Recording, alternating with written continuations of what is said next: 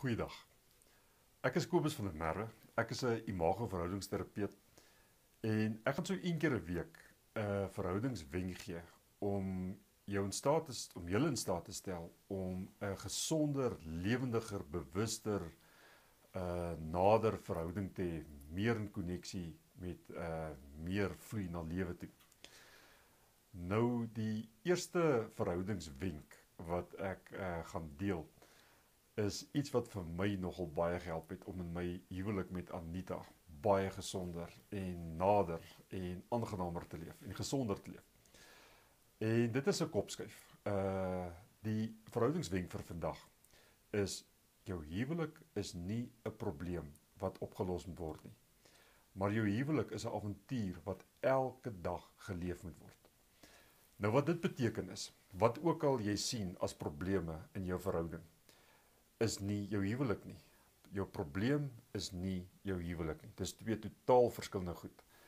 Wat ook al jy sien as die probleem, die stilte, die te veel praat, die ooremosionaliteit, die onderemosionaliteit, die onttrekking, die afwesigheid, die kinders, die seks, die familie, die skoen op die vloer, die gedurig laat kom, al die blaam, die ander man, die ander vrou, maak nie saak hoe silly dit is, soos skoen op die vloer, of ernstig en seer dit is, soos 'n affair nie.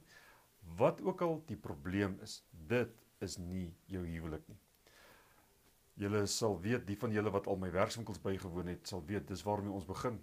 Om te begin, die heel eerste ding is, onderskei, wat is jou probleme en wat is jou huwelik? Dis nie dat probleme nie bestaan nie, maar dit is net, as jy geïnteresseerd is om aan jou huwelik te werk, help dit nie om hiermee te werk, met probleme te werk nie. Die huwelik is ander werk. Dis belangrike werk, maar dis nie hierdie werk nie. Daar was 'n man nou die dag in een van my intensiewe, ek het 'n 3-dag intensief, waar hy gesê het, hy het opgedag in die intensief met die gedagte dat hy wil sy huwelik regmaak. Daar's 'n klomp probleme, daar's 'n klomp goed verkeerd met sy huwelik. Maar soos wat hy die imago-teorie gehoor het, het hy besef dat die huwelik is nie die ding wat reggemaak moet word nie, maar die huwelik is eintlik deel van die oplossing van die probleem. En dis die wonder. As jy die onderskeid kan begin tref, om nie met die huwelik te werk, die probleme op te los nie, maar met jou huwelik te werk, word die huwelik die oplossing vir alles wat hier so seer maak, of so lastig is, of so afstand skep. Nou, volgende week gaan ek 'n bietjie meer vir jou vertel van, of 'n volgende wenk gee van, as jy nie met probleme werk, as jy met verhouding wil werk nie, maar jy verhouding werk, waarmee werk 'n mens dan? So, vir vandag, die verhoudingswenk, dat jou huwelik is 'n avontuur wat elke dag geleef moet word. Dit is nie die probleem wat opgelos moet word nie. As jy op iets wil fokus hierdie week, en jy wil op jou huwelik fokus op jou huwelik.